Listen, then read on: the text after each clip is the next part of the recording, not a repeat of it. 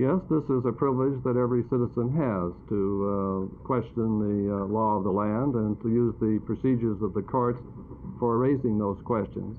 I've already pointed out that the requirement is a requirement set by the Congress, not set by the Bureau of the Census.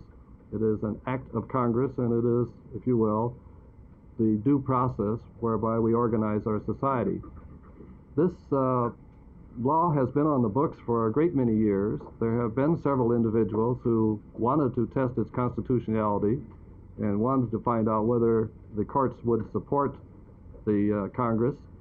The answer is there have been tests of this in the courts, and in every case the court has upheld the constitutionality.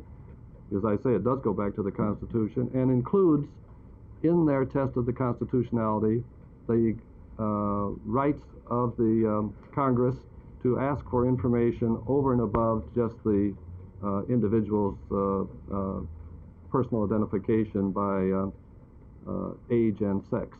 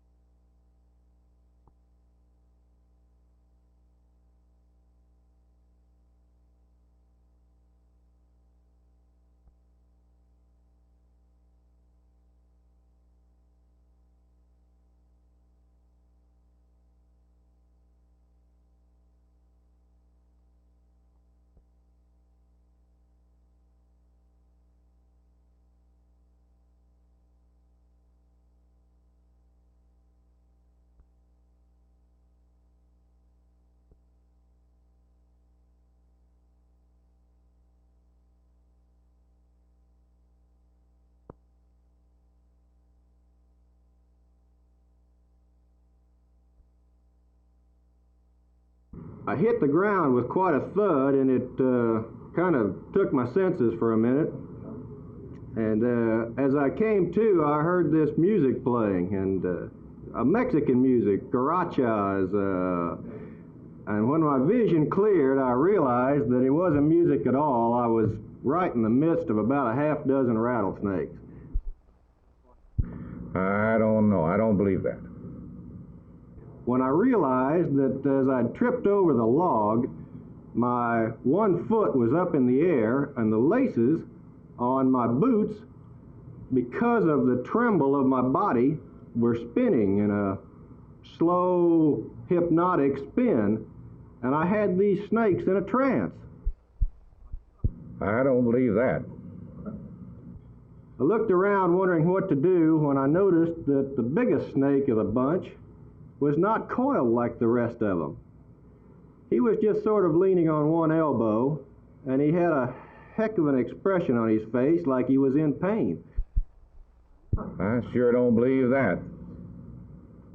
Well, he crawled around to those other snakes and said something to them, and not speaking snake, I didn't know what he said, but those snakes all just settled right down from their striking position and sort of eased into the grass, and I knew that was time to get the hell out of there.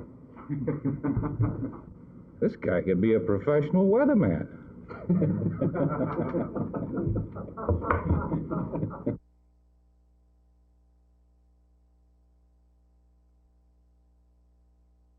The problem of pollution in the nation's waterways came home today. The North Central Texas area was named by the Texas Water Quality Board as being one of the largest contributors to pollution of the Trinity River. The Trinity River, winding its way through the Dallas-Fort Worth area, receives more than 200 million gallons of what is termed partially treated sewage each day. That pollution is carried in the waters of the Trinity, depositing residue and filth along the way. According to the Water Quality Board, our area is largely to blame for that filth. In Fort Worth, where a good portion of the overall problem exists, city officials are reluctant to discuss the matter. The director of the Fort Worth Water Department, W.H. Hardy, refuses to talk about the plant or the methods of treating sewage. He and city manager Howard McMahon said the city would rather not talk about its sewage treatment problems or its feelings about the State Water Quality Board's statement. The problem apparently centers around the chlorination of treated sewage before it's dumped into the river. Now, under state law, it demands that the water be chlorinated and makes that a prerequisite for obtaining a state permit to dump sewage. A spokesman for the board in Austin told me that some cities feel the chlorination is not necessary, and they've asked the board to delete that provision from the permit application. Whether the chlorination can be in fact omitted from the prerequisite for obtaining the state permit is something to be worked out between the Water Quality Board and the cities involved in the controversy. But water pollution in general, be it in the Dallas-Fort Worth area or across the state, is something most citizens are concerned about. This is Gene Thomas, Channel 8 News in Fort Worth.